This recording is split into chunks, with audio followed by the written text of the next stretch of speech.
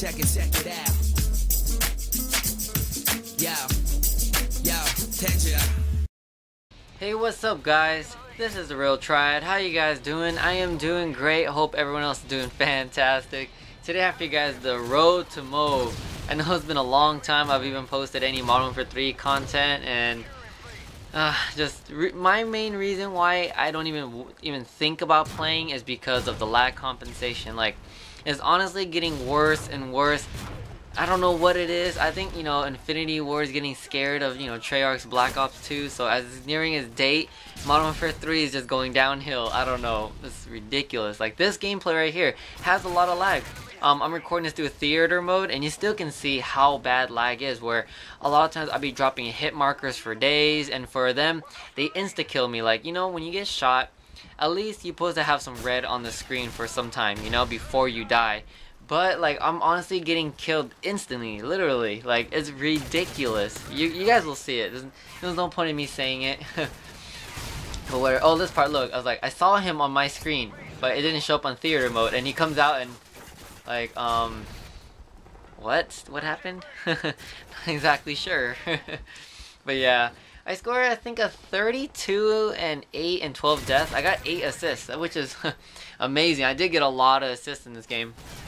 And yeah, I think the score is pretty good in the end. I wasn't playing too objectively, because a lot of times when I do try to play too objectively, I get too aggressive and get out there.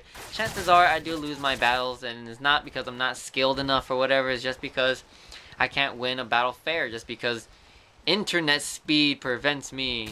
It's not like I have slow internet either, so it's like I really don't get it. It's frustrating. But yeah, so what I want to talk about with this road to MOAB today is the journey to my road to MOAB. Like, so far, I have to admit, there's a lot of the games where I got extremely close. Some games is just ridiculously bad. And this is how I'm looking at the road to MOAB. Oh, this part, I was like, I'm going to be a little campy. A lot of people always camp, so I'm going to camp too. And check this out, right? So, this guy walks away. I'm like, okay, yeah, laying down, trying to find a good position so maybe someone won't see me. Technically, there was a box right there at the time when I was playing. So I'm like, okay, good spot. I can move. Boom, he comes out. Get him. It's like, okay, good. So I go in here, and look what marksman kind of screws me over right here. Cause I was like, oh, I see people. So I shoot that way. He sees me. So I get killed by a camper because I was camping. I deserve it. But then I go back there and get him again, and look how much hit markers I drop into this kid. Or this fool, or whatever, like, I got that guy, of course, and I'm like, drop. Like, how many times? That was like, what, 3 or 4 hit markers? More than that, if anything. And then I get a headshot. Like, are you kidding me? This game is ridiculous.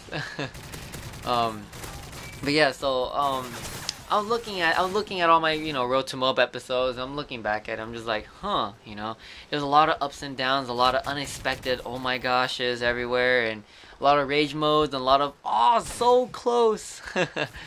So those moments made me realize that this journey of Road to MOAB is like a marathon.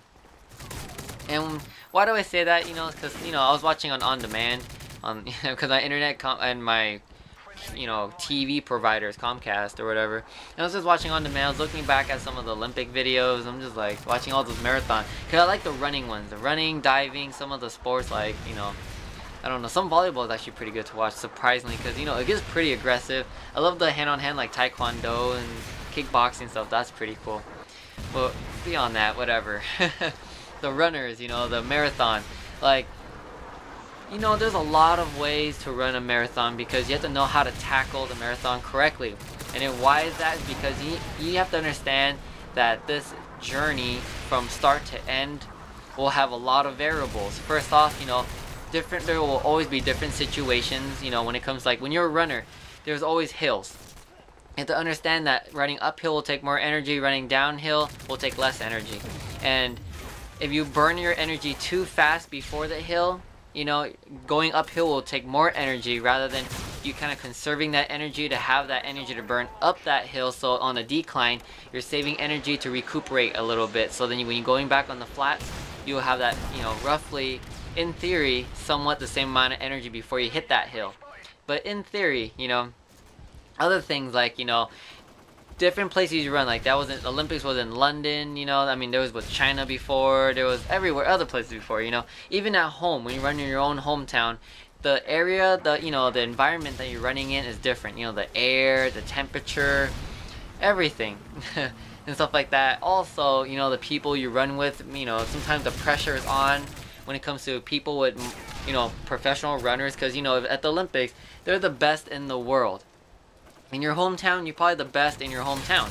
That's why you're in the Olympics, you know? So it's kind of like you're already guaranteed to be, you know, one of the best runners at home, but running out there, you'll be, you know, one of the average runners because everyone else is the best of their own place.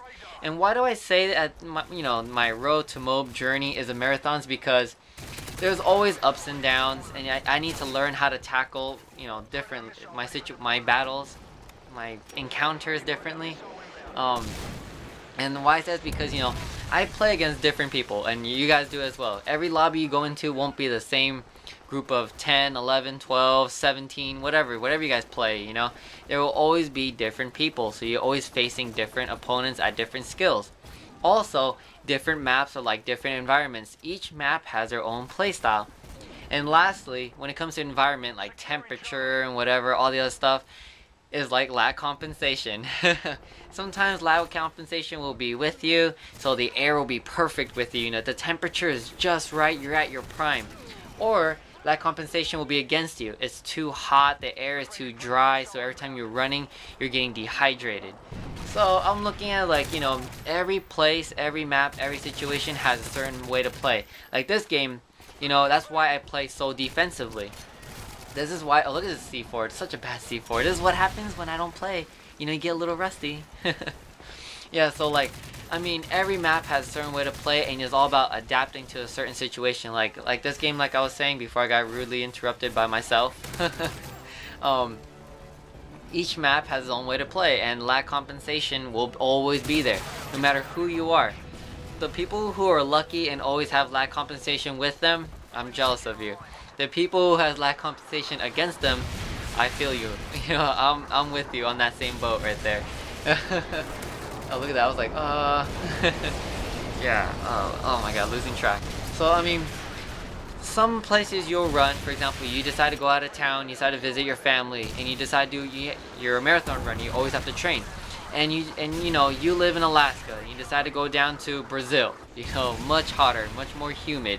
So, you know, situations are different. So there, in this case, if from Alaska to Brazil, you deal with more lag compensation because in theory, you know, you're used to colder weather when you run, and when you go somewhere hotter, it's more difficult.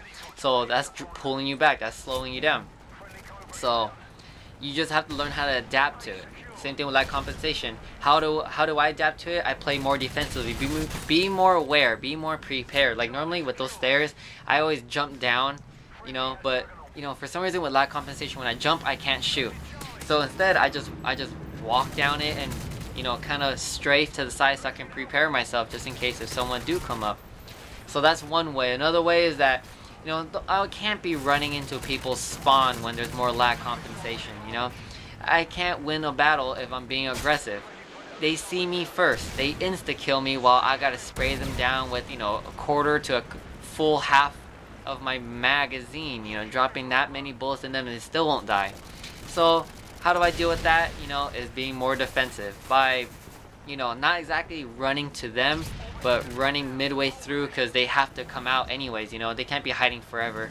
Especially if you're controlling two flags, they have to at least go for one or the other flag. Like if I own A and B and they have C, they have to try to get B or try to get A. So it's kind of like that situation. So just let them come to me kind of thing. And yeah, that's why I call it my marathon running thing or whatever, my journey, my MOAB marathon. I hope you guys liked this video. Please drop a like if you guys did enjoy, and see you guys next time. Peace.